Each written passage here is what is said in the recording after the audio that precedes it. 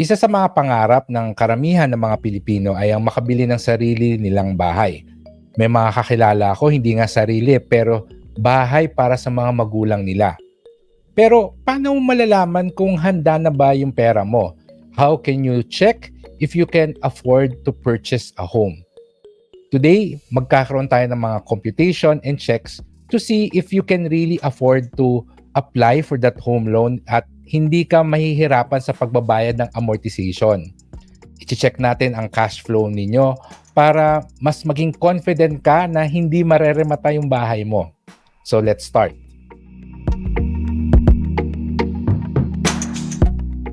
How to check if you can afford to buy a home? There are basically 4 steps that you need to go through.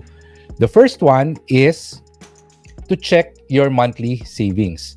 Check mo kung magkano ba talaga yung take-home pay mo. Yun yung pinaka-importante. Siyempre, dapat you are spending less than what you're earning.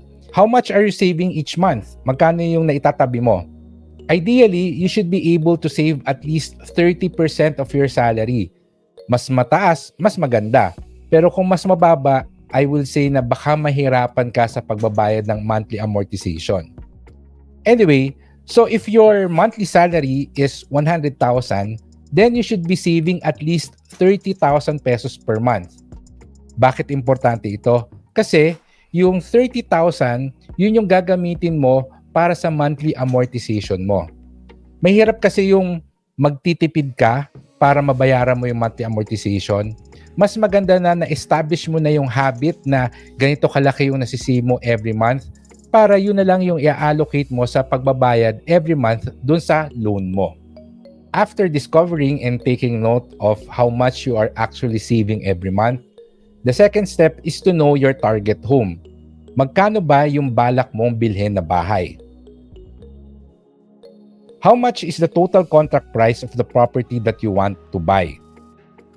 Be sure to consider all essential costs such as legal and admin fees and insurance. Madalas kasi yung price na nakalagay sa mga brochures, flyers, advertisements, yun lang yung price o yung cost ng property itself. Minsan nga yun yung spot cash price. Pero since maglo-loan ka, syempre madadagdagan yan. And also, may mga legal and admin fees na hindi ina-advertise. So, you have to ask the developer kung magkano ba talaga yung lahat na babayaran mo. Kasama na rin yung insurance. Minsan, hindi na rin to sinasabi at pagdating ng billing mo, biglang may mga additional costs. So, know the contract price, the total contract price of the property that you're planning to buy. Step number 3 is to consider the down payment. Ang rule ko dito is dapat syempre meron kang at least 20% na cash for the down payment plus another 20% as near cash. Itong 20% na to na additional, this will be your buffer.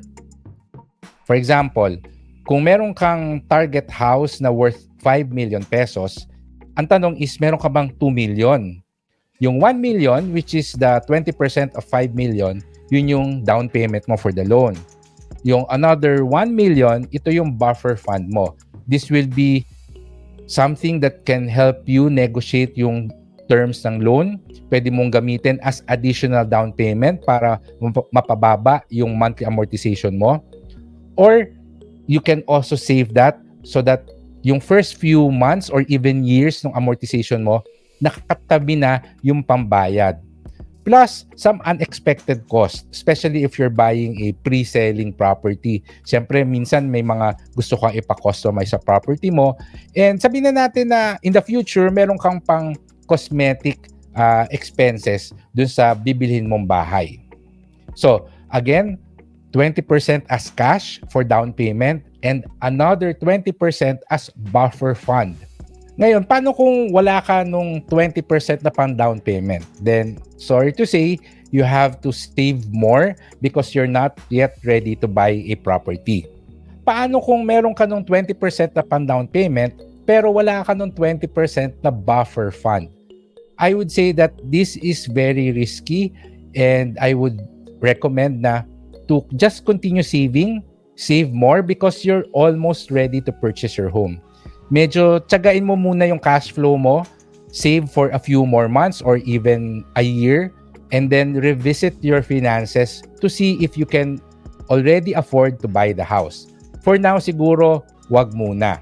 Ipon muna. Now, let's say that you already have the 20% as down payment and another 20% as buffer fund. Step number 4 is to check out yung mga home loan terms. Check online calculators and find a term that fits your monthly savings. Marami ng mga online calculators na pwede nyong i-check instantly kung magkano ba yung expected nyo na magiging monthly amortization. So, for our example, yung total contract price na sinet natin is 5 million. Of course, the down payment is 1 million or 20%. The loan amount will be 4 million. At ang monthly amortization natin should be less than 30,000 pesos. Kasi ito yung nasisave natin per month from our first step. So let's check yung mga online calculators na meron tayo. First, i-check natin si BPI. Meron siyang housing loan calculator online. Google nyo na lang para makita kung nasaan yung website. So we're purchasing a house and lot. Ang selling price niya ay 5 million. Ang down payment natin ay 20%. Ang payment terms natin, ideally, I would recommend 10 years. Lalo na kung binibili mo tong property na to as an investment. Pero siguro since this is your own home, your dream house, pwede sigurong 15 years, i-check natin. So just click compute. At lalabas sa baba, ang monthly amortization ay 35,953.13. So, masyadong malaki dun sa ating allowance na 30,000 pesos a month, no? Gawin nating 20 years. Pero I will tell you now na masyadong mahaba yung 20 years. But let's just see. Naku, kulang pa rin, no? 31,000 per month. So, I think kulang yung 20% na down payment. Dapat siguro taasan pa natin. Let's just say that we will put in 30% as down payment. And let's check again for 15 years. Malaki pa rin. Gawin natin 20 years. Yun, dun pumasok. At 20 years with 30% down payment, ang magiging monthly amortization mo ay 27,135.46. Ngayon naman, i-check natin sa BDO. Meron ding home loan calculator si BDO. So dito sa property type, house and lot, the property price is 5 million. Down payment is 20%. So ang loan amount natin ay 4 million. Interest rate 7% per annum fixed for 1 year. Depende na siguro ito na lang muna, no? You can check. Ayan, for 20 years 31,000 siya, 35,000 for 15 years. So mas maganda yung online calculator ni BDO. Katulad dun sa BPI, gawin nating 30% yung ating down payment. Ayaw mag-adjust. Ayan. Adjust natin to 30% and then let's compute again. So the same lang yung lumabas na result, 27,135.46. So mukhang ito na yung pipiliin natin, but you can definitely play around with online calculators.